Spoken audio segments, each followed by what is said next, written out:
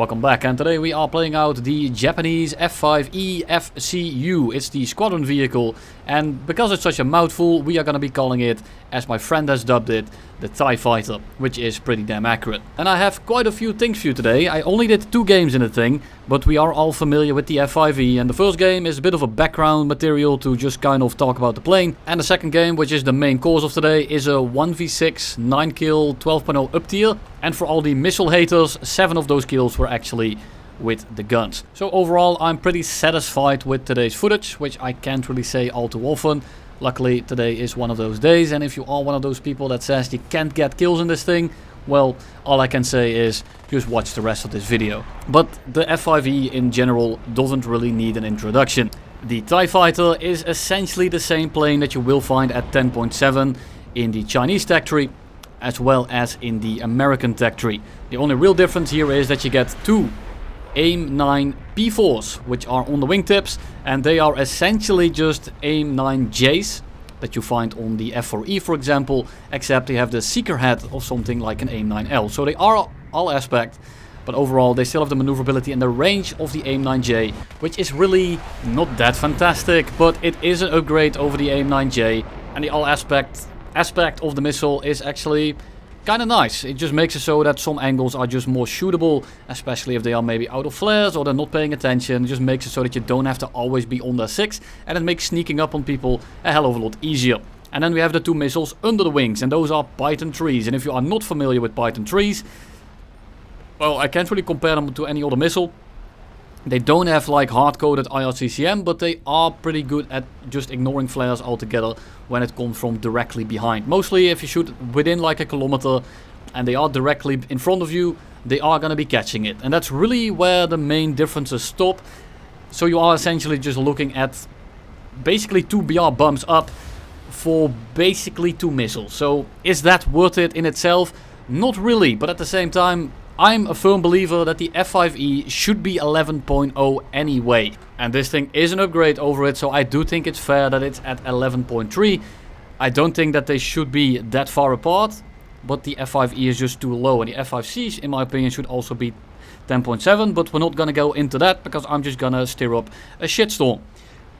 The real nice thing about this plane is that we finally get a plane that's actually capable of grinding Japan high tier properly. Because right now, Japan top tier grind is absolutely atrocious. All you really could fly was the F4EJ, whether it's the ADTW, which is a premium, or the F4EJ Phantom 2. Both of these planes are identical, they are not that fantastic, and I wouldn't recommend either of them. With the TIE Fighter, we can actually just talisman that thing. Yes, it will take you like 2 months to grind it if you do it the free way, but I do think that this is a great option to actually get into rank 8 without having to cut your balls off. Overall, it's the same old as we are familiar with. You want to keep this thing pretty fast. It doesn't have the best acceleration. It's not very fast. The guns are kind of iffy. They do hit harder sometimes than other times. And I do recommend you to run the armor target belt, because the air target belt, as you've seen in the F20 video, which I made like 2 days ago, is absolutely appallingly horrible. So let's start taking a look at the performance here. I'm dogfighting a Tornado. It's an IDS WTD-61. Yes, this thing absolutely gets clapped by this thing. However, I want you to pay attention to the fact that he is slower than us, and because he is slower than us, I'm actually working quite hard to get the shot here. The Tornado is not good at turning, it's not good at stall fighting, and this thing is pretty damn maneuverable, especially on 2 or almost 3 minutes of fuel, and I will get the shot. We are gonna get a massive yippee out here with the explosion, and we are gonna go into the second match, and this is gonna be the 1v6 9 kill game. That dogfight with the Tornado was really nothing impressive, other than of course the explosion, which was absolutely terrific. I want you to just mind the fact that if you are dogfighting someone and you are trying to like scissor or you're trying to reverse someone, if they are slower than you, you're gonna have to work your ass for it. And you saw it right there. The Tornado doesn't come close to this thing, and it still took me more effort than I'd like to admit to actually kill him. Now, of course, I'm in a very good position. I probably will kill him. It just takes a little bit of time. We engage the first guy, F-14. He flies away from us, he turns the other way. I'm going to be prepping a Python 3. And at this kind of range, especially against an F-14A that has its engines all the way spooled up, I see those afterburners, I see that he's going supersonic. He's not really pre-flaring at all. We shoot it off, he flares a little bit too late. It doesn't matter, you had to cut your afterburners, you go back to the hangar. We keep on flying straight, we don't want to go to that furball on our left. And we are going to go head on with this F-14 over here. Now he goes vertical directly in front of us because he's engaging someone else. Very easy picking. Set him on fire, severe damage. We just disengage. We are gonna try to dive back to the deck to get invulnerability from, well, radar missiles essentially. And try to get our speed back up because we want to go to that magical 0.95 Mach area. Going on with the Su-25, I noticed that he's not really going for us just yet, so I thought I'll just pull in. Su-17 is on my 6. I'm kind of forced to pull here. I don't really want to, but he's being aggressive. I need to. I'm not going to try to reverse him. After getting rid of him, I will simply dive to the deck again and try to get my speed back up. Su-17 breaks off. FRS is in front of us. We are going to try to get some shots on him. Don't manage to do so. And then I get on the Su-25. Now my aim here is absolutely appallingly bad. I do crit him, I do get a severe damage. But for like the last 2 hours, like any strain I put in my arm, it just starts shaking profusely. And no, this is not a sex joke. My arm is probably just tired or I'm dehydrated, below blood sugar. I'm not really sure, but it's probably nothing. So if you see my mouse just jump all over the place, well, that is my explanation. There's no real reason for me to actually do that. We re-engage on the Su-17 and I'm gonna prep the Python 3. This guy has been very aggressive. I want him out of the match. And I don't want to follow him, and I see that he's going vertical. I try to go low to the deck, dodge some missiles, flare it, Python 3 shoved up his ass. He's way too slow. No way he's going to dodge that, and down he goes. But the issue is we are now only going 750 kilometers an hour, and I really want to get a little bit of speed on my dig. So we try to accelerate away. We go head on with the MLD in the meantime. We managed to crit him. One of the first head-ons I actually managed to hit in this thing, because I've been missing everything. Then out of nowhere, F4S pops up. A little bit of a hectic game. I need to pull, but I start pulling in front of the F-20. So I'm gonna go vertical against the F-20 to deny the F4S a shot as well. The issue is that the F-20 is gonna go much faster than us, and I need to disengage right here. I'm going way too slow, and this is where the F-20 is so much better than this thing. It can actually accelerate up to me, and it will be able to kind of just sit on my ass because he has the energy to do so. He is going much quicker, so we roll around, we dodge his guns. Another guy shoots on over, misses us as well. And this is risky, but I need to take it because this guy needs to be dead right here. We get severe damage. I see engine smoke. His engine is out. FRS crashes in the background. And we are gonna re-engage the FRS directly below us. But instead, the crit MLD is coming back. So I'm gonna try to get some speed again. I'm gonna fly into the opposite direction of the FRS and the MLD. And I'm gonna try to put as much distance between us as we possibly can. Okay, I can actually breathe again. Fantastic. Absolutely hectic shit show of a game. But I enjoy these games the most. And yes, I admit I got a little bit lucky. But there is no other way if you are playing a plane like this in a basically full Uptier against a plethora of enemies. This thing does not excel at dealing with 2 or 3 guys at once when they all have big fuck off engines. And trust me, the MLD and the F-20 both kind of have that. Well, the F-18 engine isn't that big and fuck off, but it does accelerate quite well. Su-25 crashes, which is fantastic. That's another kill on the scoreboard and someone I don't have to worry about. Most with the FRS, I'm not going to pull directly in front of him. We want to make sure that we dodge when he's about to get the shot, a little bit before it in case he starts spraying from very far away. And we get him stuck in this low speed kind of fight. We lose control, not a big deal. I'm just hammering the elevator, and because I'm very low on fuel and because this guy tried to go vertical after me, he kind of stalls out in front of us and we send him right back to the Shadow Realm. He gets incinerated and we are on the way back to our base. We are low on fuel, low on ammo. I have 2 AIM-9Ps left and I don't really have a use for them. And I'm actually gonna do something pretty useful.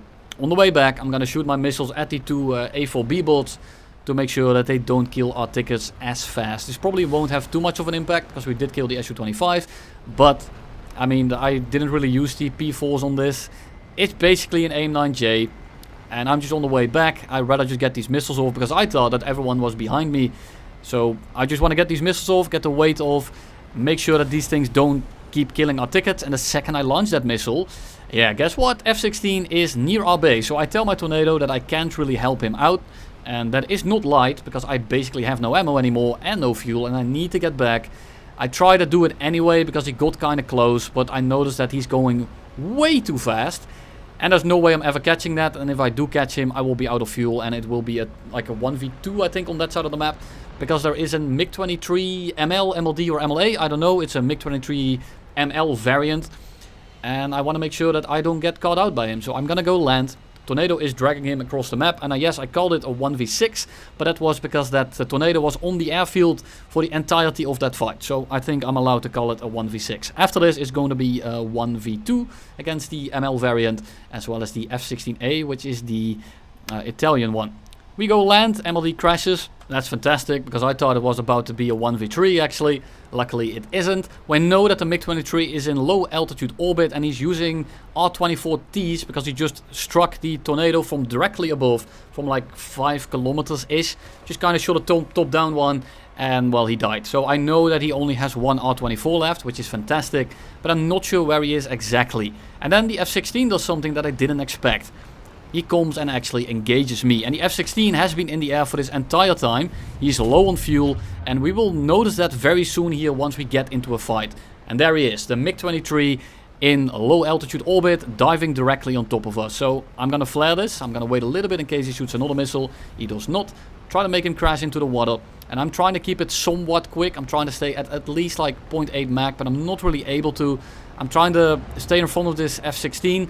And I'm just kind of seeing if they give me any openings, and they really don't. I'm going way too slow at this point. I need to accelerate away. Luckily, the ML something is being super passive, and the F-16 is trying to air brake me. Now, I'm not sure if he's actually almost out of fuel, or if he has been like conserving his fuel all this time. But he is very slow, and I'm gonna take this opportunity to get some distance between us, and most importantly, get up to that magical at least 0.95 Mach range, or at least around it, instead of like going at 700 kilometers an hour. So the second I hit it, I start turning.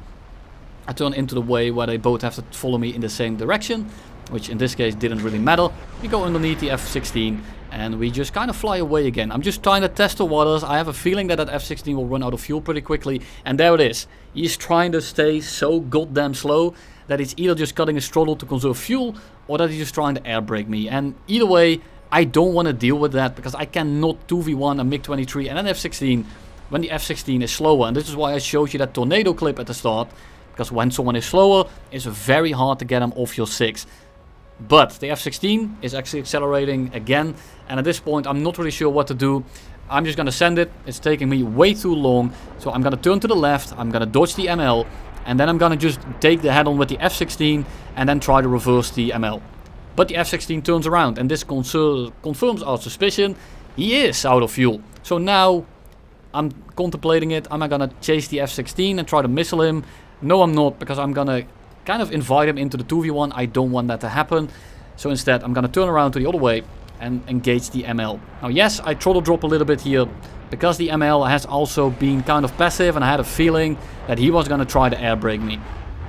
Or at least try to slow down a lot behind me, and that's exactly what he does.